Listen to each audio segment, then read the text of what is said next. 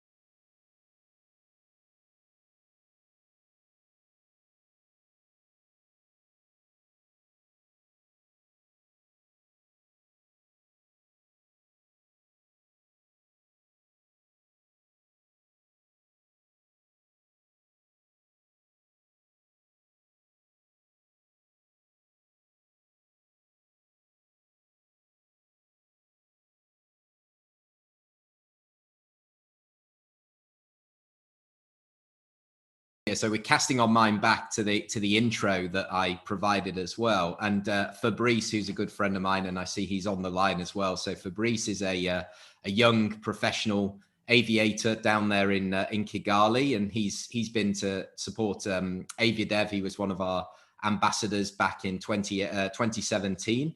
And his question is casting your mind back to when you came back to Ethiopian Airlines. So you'd been away at Gulf Air out of Ethiopia, and then you came back to ET in 2004. So what did you find when you arrived, and what were the biggest challenges is his question, and how did you overcome them when you got back in that time? Because a lot of people don't realize quite the trajectory of the last sort of 15, 20 years of Ethiopian, when it's an airline that's been around 70 odd years.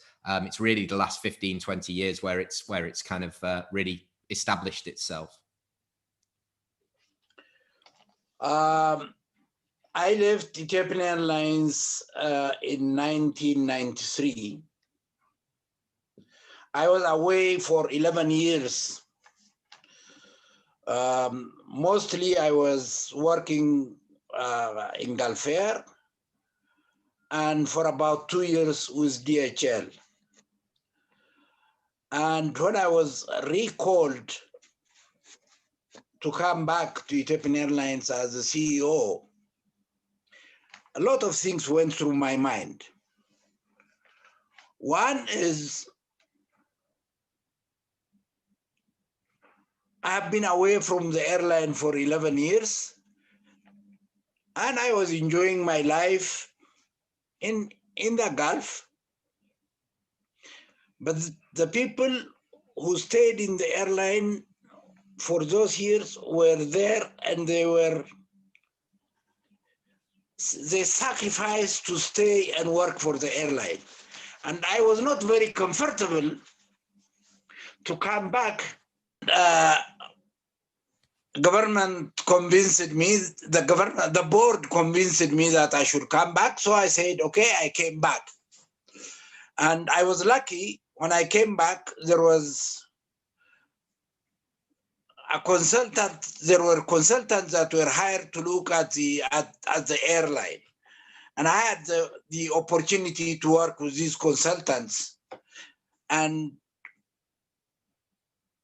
be part of their study. And when the consultants completed, with the help of our staff, completed their study and presented, it was a completely different scenario than was expected by everybody. You know, at that time in 2003, our revenue was about 300 million dollars, 300 something million dollars. And according to the new strategy that we devised, in 5 years, we were hoping to reach a revenue of $1 billion. And in 60 years, we managed to reach a yearly traffic of about 1 million, 1,000,002. And our strategy was to reach 3 million passengers, and so on and so forth. Ethiopian Airlines in 60 years grew, but it was growing very slowly, 5%, 7%, 8% at most. And people were very comfortable with that type of growth. And when this came, it meant a growth of 20 to 25% every year. Many people thought this is impossible. It's just a talk.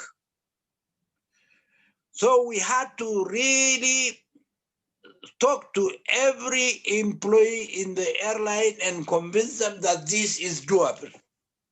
That was one challenge, convincing everybody that a 20 to 25% increase year on year is possible, was something that was not at all in the minds of people. Fortunately, the board and people in management who were involved in the study itself believed in it, and we managed to convince as many people as we can. There were some people who were doing a good job, but could not believe the idea that growing 20-25% is possible at all. And therefore, they were not prepared to push. So we had to make some changes within the management itself. That was the big challenge that we had.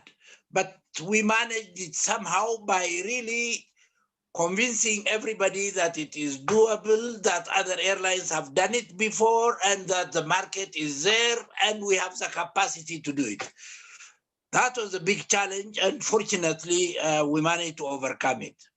Yeah, so it was about crystallizing the vision and then getting them to buy into what that vision was, because we can all write a nice business plan, but it's the implementation is where, you know, we've seen that across all industries, including African aviation generally. There's a lot of very nice polished business plans that don't work, but this one obviously hit the numbers that the aim was. And then, of course, off the back of that, there's been new versions, new iterations. So you had Vision 2020, Vision 2025.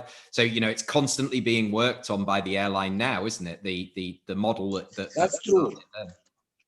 Which is, yeah, that's true. You know, even though we plan to reach the 3 million passenger figure and the $1 billion figure by 2010, already by 2009 we achieved it all. Yeah, that's amazing. So that encouraged us to start to come up with the 2025 strategy, which we prepared by ourselves in 2010. Yeah, no, fantastic. So let's talk a little bit more about how that was possible. We had a question from from Heidi Gibson, who's the editor of WorldAir News and is on the call, which is great. So hi down there in South Africa, Heidi. She asks, what are the key cornerstone or the key foundations that need to be in place to make an African airline successful? So we're not talking about, there's that famous story you told me about Richard Branson when he started Virgin Nigeria. And, you were the person saying, look, you may be able to make airlines work in other parts of the world, but not necessarily in Africa. So what is it that makes that you need to have to make an African airline successful? To make an African airline successful, for that matter, any airline successful, first of all, there must be a proper strategy for the airline. And that strategy must lead to profitability, must lead to sustainable growth, and must serve the market.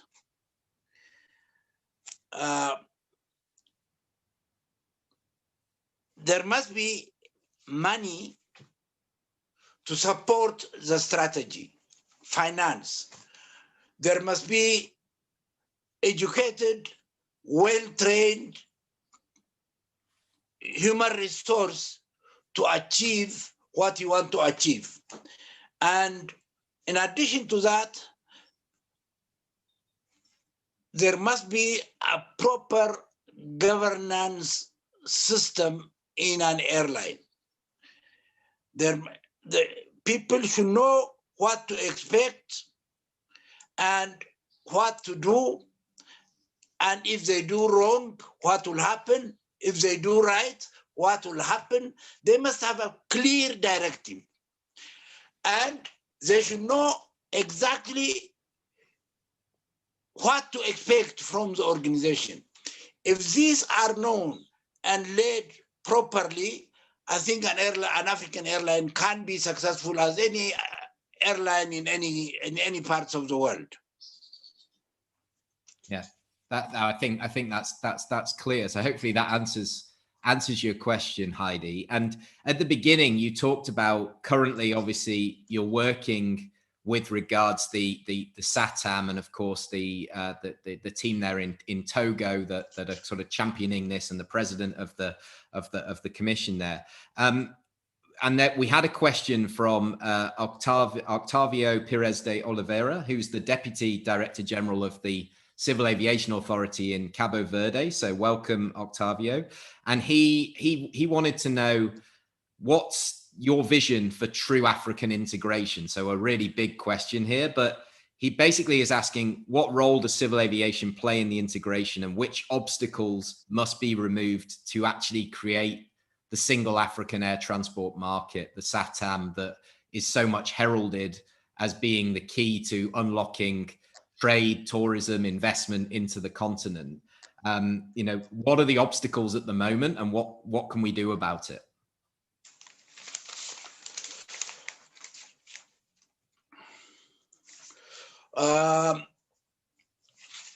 I think SAATM has come a long way after poor performance for many years. Now, SAATM, at least 34 African states have already signed in for SAATM. These 34 states represent 85% of the total traffic, of the total intra-African traffic. So really, if these 34 countries implement SAATM, I think it will be very good. The obstacles that I still see is, I think the obstacles that we had pre-COVID will be different from the obstacles that we would see after COVID, because now the lockdown has proved to everybody that connectivity is very important. Without connectivity, countries cannot develop. And what was taken for granted before, now everybody knows what they are missing. Therefore, countries will be more prepared to implement SAATM now than they were before. There are things that in SAATM should improve. One is the BASA. Once SAATM is implemented, there is no room for BASA.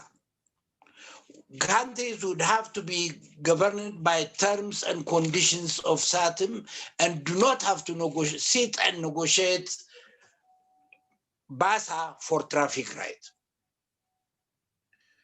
So that is one obstacle that should be removed. The other is the issue of ownership, and which many countries have a completely different approach to this. Some countries completely disagree with ownership rules because they believe it has to be fully owned by an African country or by the people by the citizens of Africa. There are others where others from outside come and invest in airlines in Africa, and the headquarters is in Africa, so they believe it's an African carrier.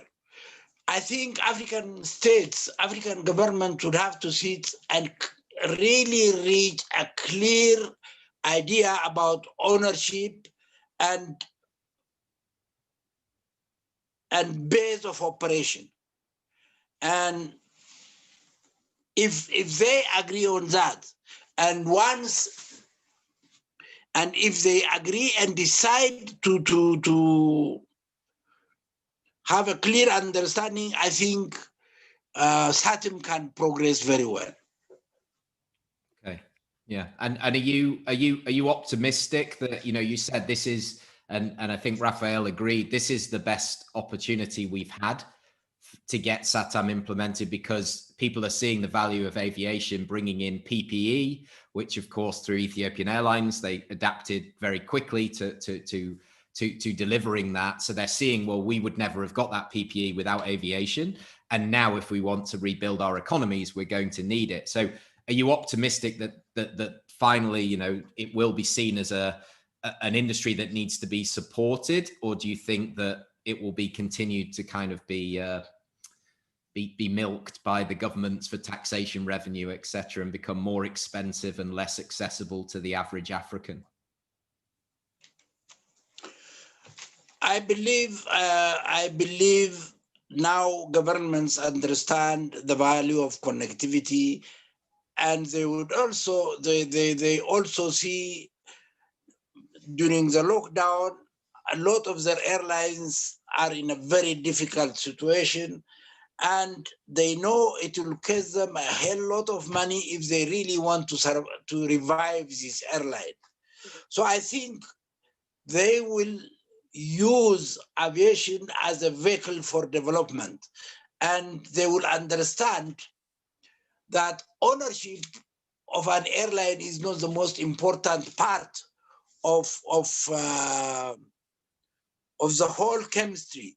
It is the freedom for airlines to operate. And if the airlines themselves really do not go back and cry to their governments for all sorts of protection, I think the government will allow SAATM to really be implemented in the continent. And you see, many airlines have come and gone. But when one airline goes, another one comes in. Probably for every airline that defaults, 3-4 airlines, new airlines are coming in. And I think it will be good if countries would really allow complete freedom to their airlines and allow other airlines from other countries to operate into their countries, I think it will strengthen everybody. Okay, yeah, understood. And yeah, it's a great message, and I know that you're heavily involved in pushing for that. So that's great to hear that we're getting that through to everybody. So let's bring it back to where we are today, to the crisis that we're facing. We had a question from Usman Samba, who's a GSA for Air Senegal based in the Gambia, and he wanted to ask you, if you had an airline executive ring you up this morning or send you a WhatsApp or you've got a Zoom call with them, and they wanted your best advice in terms of navigating this crisis, what would you give them as your advice to sort of get through what's happening right now? How would you be handling it?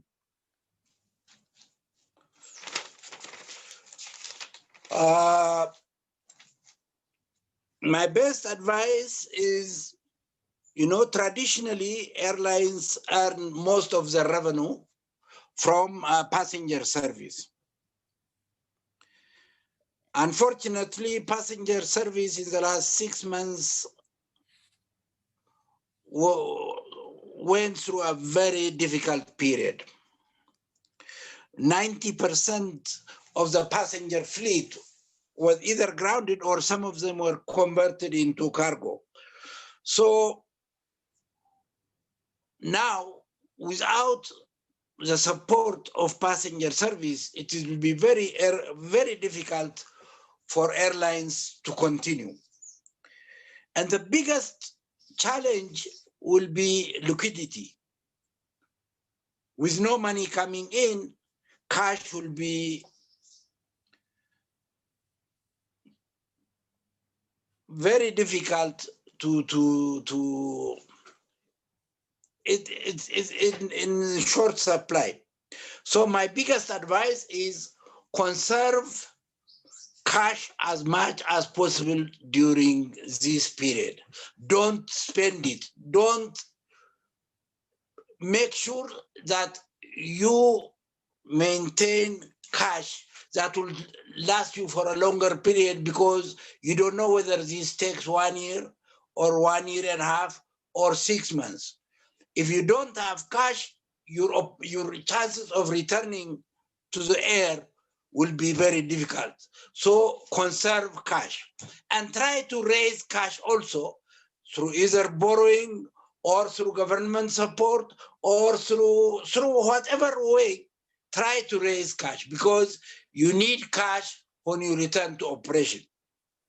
That's number one. The other is, take this time to look at your own operation.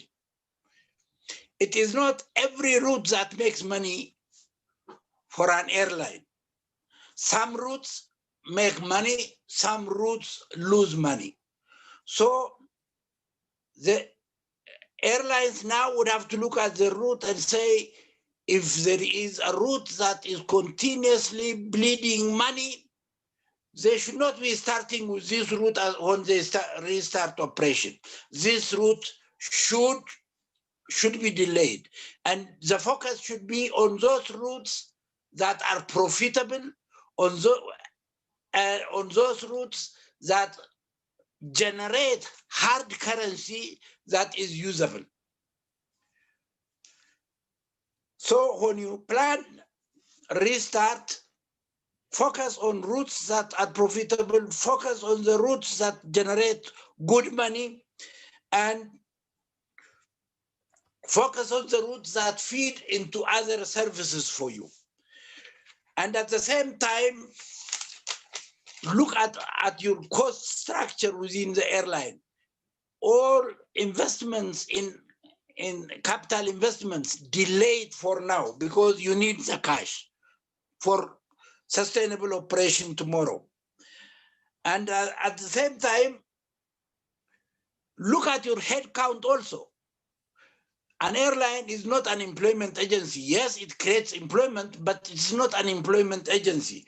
Therefore, control your headcount if you have to freeze employment, freeze employment. I don't ask to terminate people, but at least don't bring in more people before the airline is the airline starts operation and it gets stronger.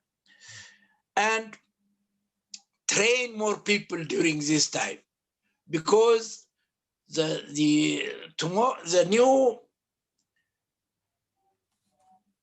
new normal is not the normal that were used to yesterday. So your people must be trained on how to really act in the current situation when the service starts. So train people as much as possible. And boards and senior management should look beyond the horizon and really guide the airline to effectively control its cost, to effectively run its operation, and to have a very good guiding principle for management and staff. Yeah, so use the opportunity to take a deep breath, look at all your processes, and make sure that you're ship shape for the storm, that you're in the middle of, because this is an opportunity. We said that from the start, that obviously with these fleets being grounded, it's a time where you can take a deep breath and look at things. And the one thing you don't want to do if you entered the pandemic losing money is to not change anything, because it's definitely going to be a more difficult environment afterwards. So staying on that, another element, of course, is working together and cooperating and collaborating. And we had a question from my good friend Nella, who's a former A330 pilot for RwandAir and now flies with Eurowings and the Lufthansa group. And she's actually doing her dissertation at the moment focused on African aviation, which is great. Now she says that obviously it's 8 months now since the first COVID case in Africa was confirmed, and of course the virus has had a massive impact, and the way that Africa has reacted is different to other parts of the world. But everybody's got their own approach to this. Some have closed borders, and some have kept them open. And what she asks, or what she says, is that I would have hoped that a crisis of this size would have actually induced cooperation, but it doesn't necessarily seem to have materialized. And a lot of airlines are kind of struggling on their own, and they're not reaching out to their neighbors or other airlines necessarily for support. Or if they are cooperating, they're cooperating with airlines from outside of the continent. And do you think that there will be, or there should be, more cooperation, and how would that materialize? I believe airlines in Africa through AFRA should really coordinate their activities, should cooperate with one another, and AFRA, I believe, should push for this. The problem in Africa is many of our small carriers that need support of other airlines actually need financial help. And there are not many African airlines that can finance another African airline. That is the problem. But in areas like maintenance, in areas like training, in areas like sharing capacity and so on and so forth, I believe they can do a lot. But when it comes to financial investment by one African airline in another, I think we are yet to reach that stage. There are not many that can do this at the moment. But cooperation is not only in terms of investment, but in terms, as I said, in training, in maintenance, in exchanging stuff. This can be done. And I believe AFRA can support that type of activity. Yeah, absolutely. Yeah. And I know that they have committees that meet where the airlines get together and they talk about this. And I just like to see more of the actual examples of it coming through. And I think that's sort of Nella's point. Nella's sort of, it's a frustration for quite a few of us on the continent, but hopefully this is that opportunity. Because I saw a study the other day that said, African passenger numbers, the intercontinental passengers make up about 35% of all the passengers, whereas you compare that in Europe, we're only exposed to about 9%. Now, the big difference, the big challenge there is, of course, that that means there's a lot of intra-European flying, whereas that's something that we've always said is lacking within Africa. And I think that's where the collaboration potentially could work together. But on that basis, we've got a question from Jerry, and Nella actually asked this as well. Let's look at the kind of silver lining of this. What are the advantages that Africa has over the rest of the world in terms of, can it recover quicker? And if so, why should we be optimistic that it can recover quicker than other parts of the world? Or should we not? I don't know. You see, I believe Africa can recover faster because if you look at Europe, there are other modes of transport. You can take train, you can drive from one place to the other. There are roads all over. So, but Africa is a very large continent, and the only means of really reaching from one African country to the other, in most cases, is by air. Because of that, I believe the mere necessity of using air transport to go from one corner of Africa to the other would force Africa to restart and build traffic faster. This is number one. Number two, Africa's population is a young population. 70% of the population is below 30. And they would have to travel from place to place to do business and to visit, to learn, and to trade. Therefore, this young generation will be able to withstand the disease. If you see the number of people dying in Africa, by grace of God, is much lower than anywhere else. That is probably either due to the weather or to the young age of the population. So I think Africa would have the chance to recover much faster than the rest. Yeah, I think that's quite clear from the statistics, and that gives us something to sort of hang on to. But while we're on that subject, let's talk a little bit about the next generation, because I know it's something that you're passionate about, and it's something we're passionate about here as well. And we've got some young aviators with us in the audience as well. So there's a couple of questions here. The first one is, let's make it personal. So I know that we were talking about it earlier, you've got 8 grandchildren. So if one of them came up to you this afternoon and said, "Oh, Grandpa, I'd love to be involved in aviation. Where do I start?" Would you encourage this? Would you say, "Oh, maybe you should look at your uncle and be a doctor"? Or do you, how would you react to that kind of situation? Aviation is a very modern profession. It is a profession that gives an opportunity for people to visit the world, for people to communicate with other people. It does not pay the best salary, but it is, especially in Africa, it pays a reasonable salary. But it is the most satisfying job as far as I am concerned.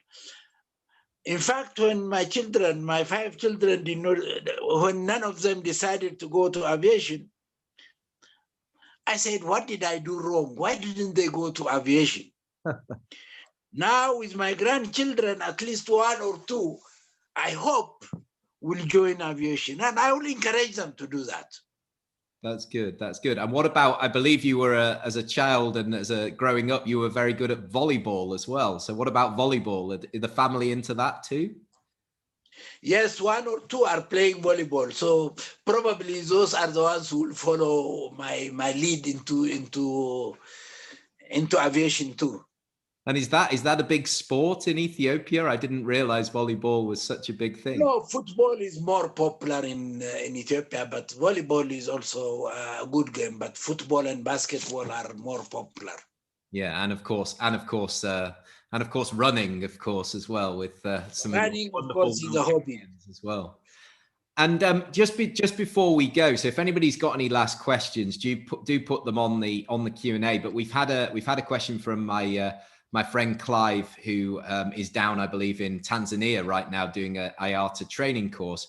And he wants to talk about the skills shortages. So we've talked for a long time about there being skills shortages for the growth that was expected, for all of the reports that we saw from the OEMs and also from IATA about the growth of aviation, which of course is now taking a bit of a hit.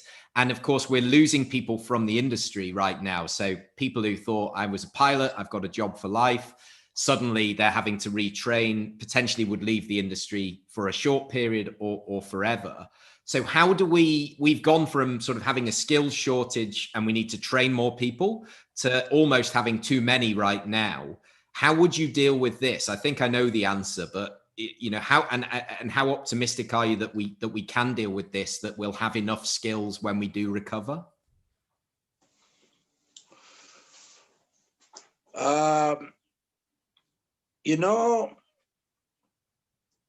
One of the most important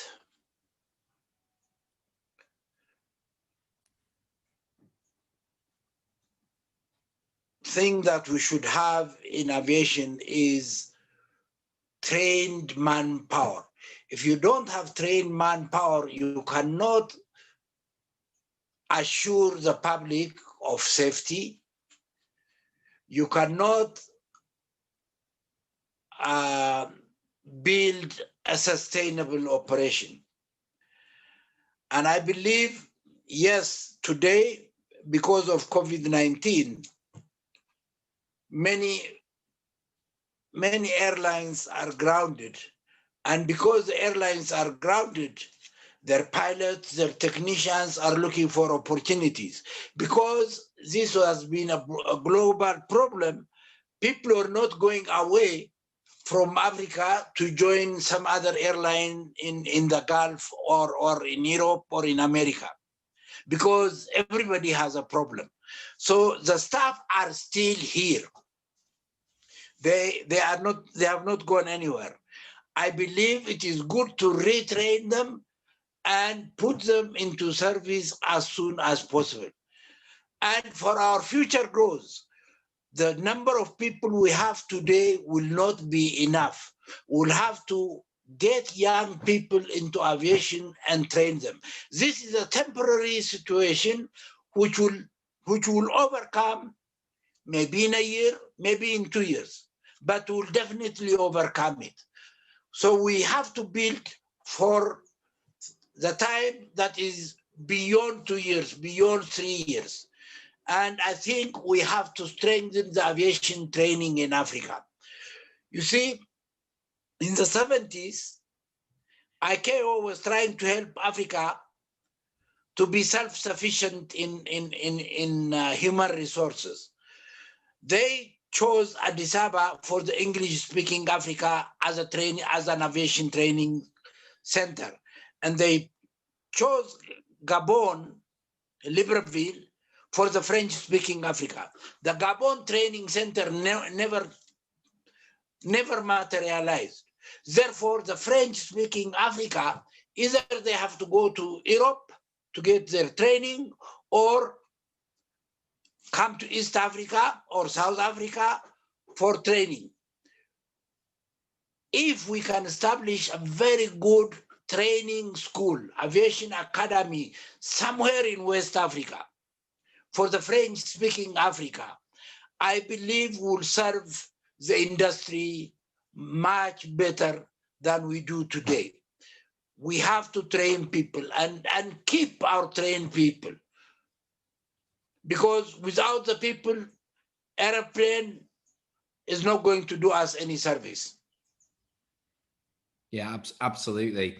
And I think, you know, this whole situation, to build on what you've said, it's creating this real pent up demand to go and see people, to travel again, to meet again. And we're all struggling with, if we're isolated, you know, from my own personal experience, this will be the 7th month since I was with you in Addis for the Aviation Africa event back in March. And when I boarded that Ethiopian Airlines plane to come home, I had no idea that 7 months later I'd still be here. And it's great to, you know, to know that people like Clive, who I just mentioned, you know, he's already back in Africa. He's off to Zambia next. You know, he's back in the market. And I know that there's so many of us that are going to build on this kind of, we've got this demand. We're human beings. We need to connect. And I'd much rather be doing this with you, with a cup of beautiful Ethiopian coffee in your office, you know, and us to be together. So it's going to come back, and I think that's that's really optimistic. So final thing, I just want to hand over to you for any closing remarks, and then we'll let everybody go about their day, and hopefully they feel optimistic and refreshed and revitalized from the advice.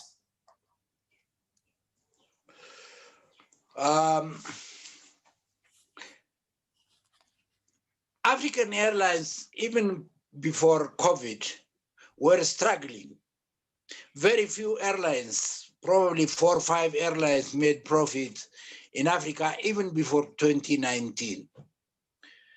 So COVID only aggravated the situation. Otherwise, African carriers were not strong enough even before COVID-19.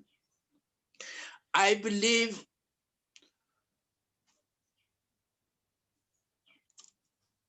there are things that African carriers should do really to remain on the market and to be sustainable. One, I believe they should not be depending too much on a government handout. They should be able to get into the market and earn revenue to really cover their cost. Governments should only be available to help at times when the situation becomes difficult for things beyond their control, like the COVID-19. If governments come to help airlines now, it's fully understandable. But when airlines from year to year are depending on a government budget to sustain their operation, I believe sooner or later those airlines will fail. Therefore, airline management should take the responsibility of making their airline profitable. It's not just fly profitably. I believe that should be in the minds of every management. Number 2, government should allow airlines to operate on a commercial basis. They should not tell them, fly here, fly there, don't buy this, buy that, and so on and so forth. Yes, most African carriers are owned by the government. As owners of the airline, they have a say in the airline, but they should allow them to really operate on a commercial basis rather than putting a lot of political influence of the airlines. Number 3, the airlines should be able to really talk to one another. They are not enemies. They can develop the African traffic together, and it will benefit all of them. They should not look at one another as an enemy. They should look at one another as organizations that have a mutual objective of growing traffic in Africa. And I believe if they work together, they can improve the load of everybody. Yeah, absolutely. Great. A great way to end the today's session. And I think what you said there, if we want a sustainable industry, we need to create a profitable industry. And what that will do is encourage new incumbents to want to start airlines because they see there's money there. And then we'll get competition, and that will bring down the price and increase the availability and all of those things. So it has to be first and foremost in the minds. But of course, we understand in the current environment, like you said, that COVID-19 is something out of the control. But is it being used to support airlines that were already failing? And is it a convenient excuse? In Europe, would we still have Flybe if they'd lasted another couple of months before COVID took hold, and would they have got some bailouts? Although here in the UK, the airlines aren't getting any government support, and then you compare that to Germany or France, they're getting lots. So it's all very different, and the approach is very different. But I think it's given us all food for thought today. So I want to say a massive thank you, Ato Girma, and there'll be a virtual round of applause, I'm sure, from our attendees. You can't see or hear them, but I'm sure they all appreciated it today. So thank you to everybody out there for joining us today. If you're listening via the podcast or watching via YouTube, don't hesitate to share the session with one person in your network you think will benefit. We'll get the session edited and up over the weekend so you can all enjoy it again and share it out. Our plan with this is to make it a bi-weekly session. So if anybody out there has any suggestions with regards to future guests or how we can improve the experience, do let us know. And until we meet again, stay safe, stay well, and we'll all travel again very soon. So I hope to see you all in person very soon. Thank you all for joining us. Thank you, Ato Girma. Take care. Have a great day. Thank you. Thank you. Bye-bye.